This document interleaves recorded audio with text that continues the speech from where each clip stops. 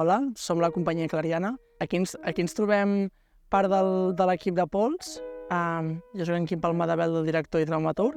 Després hi ha l'Abril Pérez, l'Aida Zumajo i la Sandra Cruz, que són creadores i part de l'elenc de Pols. També hi ha en Pol Roig, que no es troba aquí, que és escenògraf i també assessor.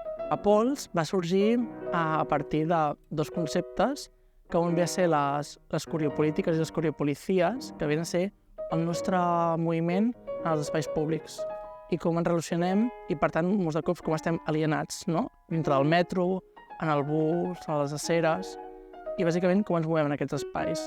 I, a part, també la psicogeografia, que va sorgir als anys 60, que és una nova manera de veure els mapes en relació als efectes i en relació més als estats anímics, no? Espais que potser per tu tenen molta importància, però que el mapa no li dona cap tipus de valor, doncs és això, no? Relacionar-los als mapes des d'una altra forma.